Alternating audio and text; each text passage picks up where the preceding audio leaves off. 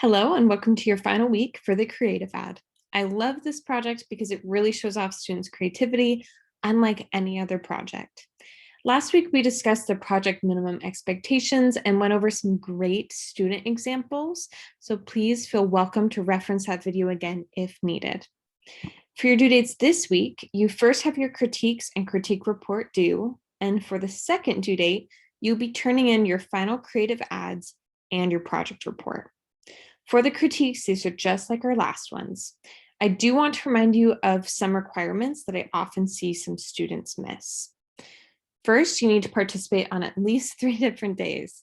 Now, again, this means posting critiques in VoiceThread on 3 separate days, or replying to critiques, or posting yourself. I need to be able to see evidence of your participation. If you just look at other people's work or view others' posts, that doesn't count as actually participating. You are required to give feedback to 3 students, but you can give feedback to more if you want. And this is a huge one. When you're giving feedback, explain what they did well and provide specific feedback on how they could improve.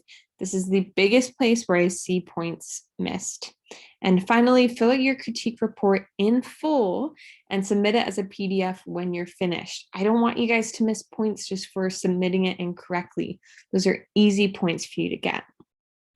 Finally, the most important thing for this week, your creative ad final. I have some tips I want to give you and some reminders as well. First, let's talk about symbolism. I know we have talked about this in the past 2 videos already, but it is something that students really tend to struggle with for a very long time before they really understand how they can show it in their ads. Your ads need to be symbolic, which means they should be non-literal. Sometimes conveying symbolic ideas can be a challenge, but keep in mind that your creative headline should tie into your visuals. And honestly, it's going to be one of the biggest helps in making your ad symbolism clear. Often students choose to have a play on words in their headline. So hopefully that helps you get some ideas for how you can make your ad more symbolic. Let's look at some professional creative ads and see how they show symbolism. Now, keep in mind, these are professional ads. They're not ones created for our class. They do not meet all of our assignment requirements. However, they are really great examples of symbolic visual messaging. First, we have this Heinz ad. It's very simple, but it gets the idea across that Heinz ketchup is made from fresh, natural ingredients. The headline, "No one grows ketchup like Heinz," helps reinforce this idea. Of course, cutting up a tomato and putting a label on it is not literally how they make the ketchup, hence the symbolic messaging. Next, we have this coffee ad. Again, it is very simple. We wouldn't literally see a coffee cup with an alarm clock shaped steam rising out of it, but it symbolically conveys the idea that this coffee would wake someone up. And the final ad that we're going to look at today is this one. Again, we would never literally see a car with a desert inside of it. However, this visual communication shows a symbolic message of your car being very hot. The headline, "Maybe it's time for an air conditioning service," helps convey this messaging.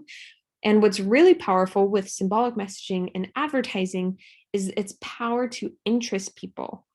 Non-literal, almost extreme visuals like this one here are interesting because they're out of the ordinary, things that we don't see every day.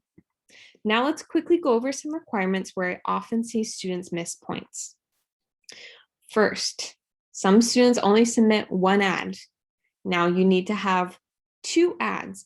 And really, it's about the same ad, the same elements in both ads, but they should be sized differently according to the specifications. Along with that, I see a lot of students not sizing their 2 ads correctly. Next up, some students recreate an existing ad rather than coming up with an original idea.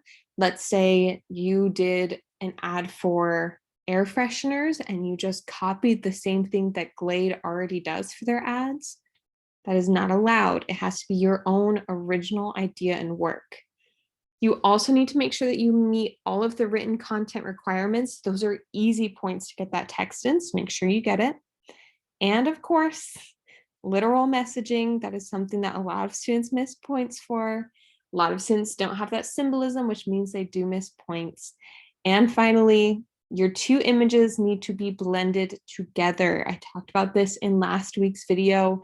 Just placing something over a background is not really blending images together.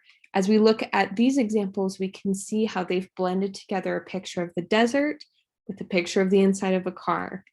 They have this picture of the mug, and they have this effect with the steam, above it. This one's a little different because they probably used a Photoshop brush for the steam at the top. But then this one, we have the tomato, and then we have the label, which was blended over top of it. So you need to blend your images together. All right.